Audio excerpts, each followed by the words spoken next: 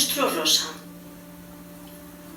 Antes de nacer, ya era diferente a los demás.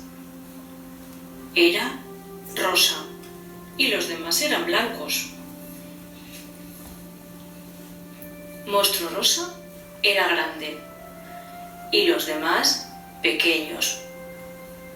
Siempre sonreía con cualquier tontería, pero a los demás su pico se lo impedía. Vivían en un lugar donde todo era de color blanco. El cielo estaba tapado por una gran nube. Los árboles, las casas, hasta la tierra era blanca. Cuando jugaban al escondite, Monstruo rosa siempre perdía. Y al subirse a los árboles, Monstruo rosa se caía. Al llegar la noche, se iban todos a sus casas a dormir. Pero Monstruo rosa en su casa no cabía, así que dormía abrazado a ella. Y soñaba con descubrir otros lugares. Hasta un día se atrevió a buscar otro lugar. Monstruo rosa un viaje emprendió.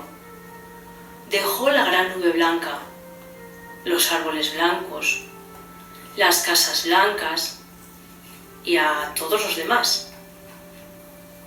Monstruo rosa cruzó montañas en bicicleta, atravesó el mar en un barco de papel y al llegar al otro lado se lo puso de sombrero.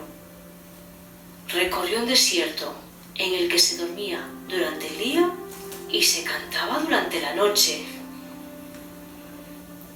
Y pasaron muchos días y muchas noches, muchos días y muchas noches. Y llegó a un lugar donde sí salía el sol y a veces llovía. Y también otras veces se veía el arco iris.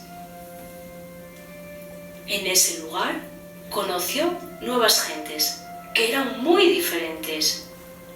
Bicho pelota, que en lugar de andar rodaba sin parar. Pájaro amarillo, podía volar y cantar.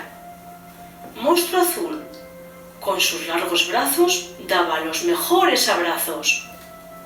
Rana de 3 ojos, cuando saltaba a todas partes miraba. Reían y jugaban todo el día. Y por la noche en sus camas dormían. Monstruo rosa en este lugar se quedó a vivir y nunca paró de sonreír.